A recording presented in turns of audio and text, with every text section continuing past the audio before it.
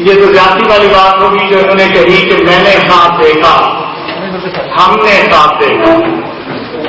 ہمیں اس علاقے کے کوئی 10 ادارے تھے جنہوں نے مل کر یہ بات سوچی کہ اللہ نے جو ہمیں انعام و اکرام سے نوازا ہے اور ہمارے لیے بہت ساری سہولتیں زندگی کے آسانیوں کے لیے پیدا کی ہیں، اگر ہم سارے مل جل کر ایک کام اور کریں اور وہ یہ ہے کہ اس دھرتی میں، اس علاقے میں ایسے بچوں کو جو پڑھنے میں بہت اچھے ہیں، ٹیلنٹڈ ہیں، لیکن اپنے پاس وسائل نہیں رکھتے، ان کو آگے بڑھانے کے لیے ہم کوئی قدم اٹھائیں اور ان کے لیے کوئی اجتماعی طور پہ وظائف کا بندوبست کریں.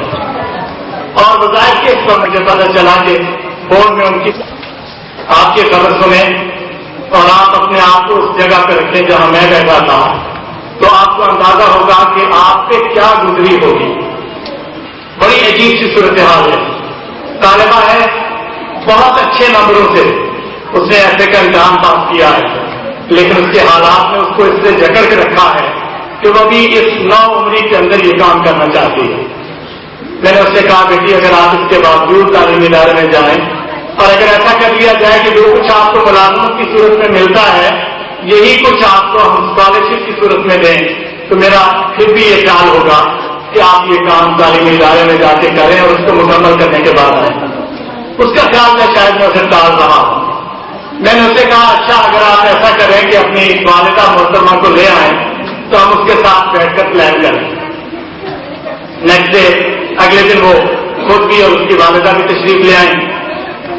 میں نے ان کی کہانی سنی، ان سے کہا کہ آپ یوں کریں، مہربانی کر کے اس بچی کو داخلہ دلائیں اور ملازمت کی صورت میں جو اسے ملتا ہے اتنا یا اس سے زیادہ انشاءاللہ ہم بندوبست کر دیں گے اور اس کو تعلیمی ادارے کے اندر ضرور جانا چاہیے. چنانچہ انہوں نے اس سے اتفاق کیا. اب میں جو بات آپ کو بتانے لگا ہوں خاص طور پہ حال کے اس طرف بیٹھے ہوئے لوگوں کو، میں نے اپنے دل میں یہ سوچا کہ اس بچی کے آدھے اخراجات 2 سال کے میں برداشت کرتا ہوں، آدھے کے لیے میں اپنے کسی دوست سے بات کرتا ہوں. اور یہ بات کر کے میں نے انہیں رخصت کیا اور بالکل یقین جانیے 5 منٹ بھی نہیں گزرے تھے میرے ایک دوست کا ریاض سے فون آیا اپنے کسی کام سے اتفاق سے.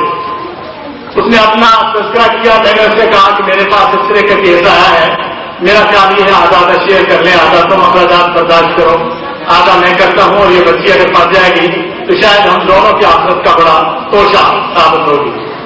اس نے کہا کتنے اخراجات ہیں؟ میں نے بتایا 2 سال کے. اس نے کہا تم رہنے دو، یہ میں تمہیں چیک بھیج دیتا ہوں 2 سال کے لیے، یہ میری طرف سے ہو گئی، تم کسی اور طالبہ کا یا طالب علم کا بندوبست کرنا.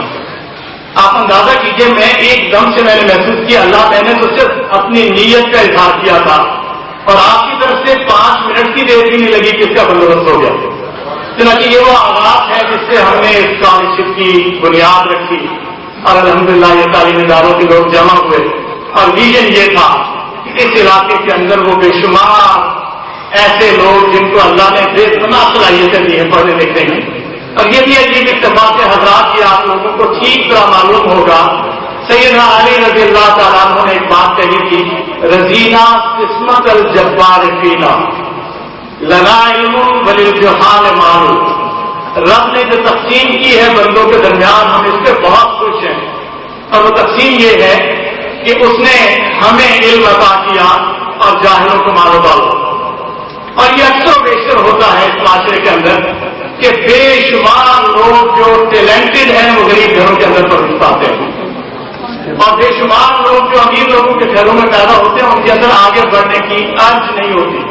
وہ کچھ کرنا نہیں چاہتے، ان کو پش کیا جاتا ہے لیکن وہ کچھ کرنے کے لیے آمادہ نہیں ہوتا. تو یہ جو ایریا ہے جس کے ساتھ یہ مسئلہ تھا ہم نے سوچا ہم اس کی کفالت کا بندوبست کریں گے. چنانچہ ہم نے اسکولوں سے اس کا آغاز کیا اور اسکولوں کے اس آغاز کے ساتھ ہم نے اس کام کو سوچا کہ ہم آگے بڑھاتے ہیں. اسکولوں کے کام کے آغاز میں پہلے ہم نے تحصیل کھالیاں کو منتخب کیا، پھر اس سے بڑھتے بڑھتے ہم تحصیل گجرات میں گئے، پھر تحصیل سرا عالمگیر کو ساتھ ملایا تو پورے ضلع تک یہ نقشہ جو ہے وہ پہنچ گیا.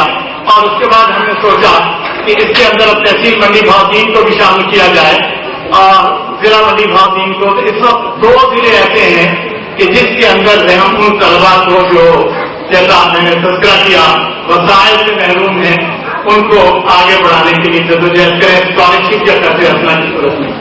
یہ 2 حصے ہم نے رکھے ہیں. قرض حسنہ ہے ایک اسکالرشپ ہے. عام طور پہ انٹر لیول تک کے جو چیزیں ہیں اس میں ہم اسکالرشپ لیتے ہیں. اس لیے کہ ہمارا اندازہ یہ ہے اس درجے میں پڑھنے والے افراد ہیں جن کے ذریعے سے ہم اس کام کو لے کر آگے چل رہے ہیں, اور ان کے یہ بڑی کوآرڈینیٹڈ ایفرٹ بہت ہی.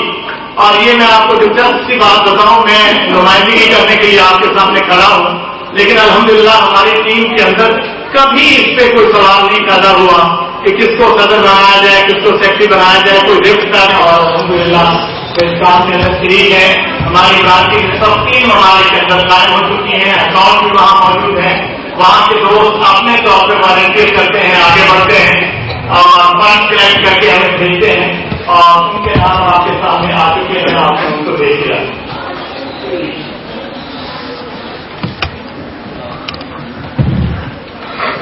اس کی شرط کیا ہے؟ بہت سادہ. شرط یہ ہے کہ بچہ پڑھنے میں اچھا ہو, اور کم از کم 60% مارکس لینے کے قابل ہو اور لے رہا ہو.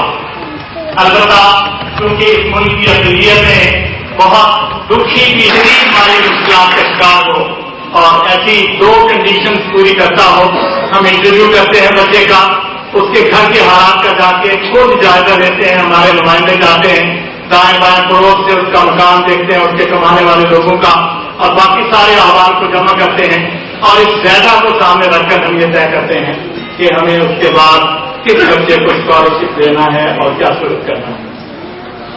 اس وقت حضرات, خواتین و حضرات, ہمارے پاس اسکولوں کے 187 بچے ہیں, 187, جن کو ہم اسکالرشپ دے رہے ہیں. انٹر کالج لیول پہ یہ بچوں کی تعداد 163 ہے. گریجویشن لیول پہ جو BA BSc بچے کر رہے ہیں وہ 42 ہیں, 42 ہیں, اور پوسٹ گریجویشن میں 15 بچے ہیں. بزنس اور IT کامرس کے اندر 41 بچے ہیں. میڈیکل اور انجینئرنگ کے اندر ہمارے پاس کوئی 27 بچے ہیں, اور یوں ملا کے ٹوٹل 465 بچے ہیں جن کو ہم اسکالرشپ دے رہے ہیں. ہمارے میڈیکل کے میں شفا انٹرنیشنل ہاسپٹل اور جو سامنے ہم نے رکھی, یہ تو تھی اس طرح کی درجہ بندی کہ کس طرح کے تعلیمی لیول پہ تو بچہ پڑھ رہا ہے. البتہ اس کا جو دوسرا حصہ ہے وہ یہ ہے کہ چونکہ ہم نے اس کو اپنے ضلع سے آغاز کیا تھا, اس وقت سب سے زیادہ تحصیل گزرے 236 ہیں ان کی تعداد جو اس وقت وہاں پڑھ رہے ہیں شہر سے. اس تحصیل سے کھاریہ تحصیل سے 56 بچے ہیں, طلبا ہیں, اور 98 طالبات ہیں, اور یوں 152 کی تعداد بنتی ہے. سرال کی ذرا چھوٹی تحصیل ہے, چاہتے اور دیکھنا چاہتے ہیں, اس کی تو کوئی حد ہی نہیں ہے.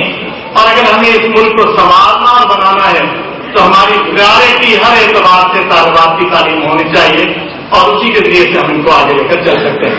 تو ہمیں اپنے اشارے خود ان کا آگے بڑھنا یہ بہت بڑا جذبہ اور بہت بڑے کام کی بات ہے. یہ جو تحصیل وائز آپ کو بتایا گیا تھا, گراف کی صورت میں بھی آپ کے سامنے آیا ہے کہ کن کن مقامات سے ہم کتنے بچوں کو لے کر چل رہے ہیں, اور اس کے ساتھ یہ آپ اس کا نقشہ بھی دیکھ رہے ہیں. مختلف اضلاع جو ان 2 اضلاع کے علاوہ ہیں, جیسا آپ سے میں نے عرض کیا, ہم نے آغاز تو ان اضلاع سے کیا تھا, وہ ان کی ریشو کیا ہے جن کو ہم لے کر چل رہے ہیں. ایک خاص حصہ معاشرے کا ایسا ہے, کچھ بچے ہیں جن کو ہمارا معاشرہ یہ سمجھتا ہے کہ یہ کچھ نہیں کر سکتے,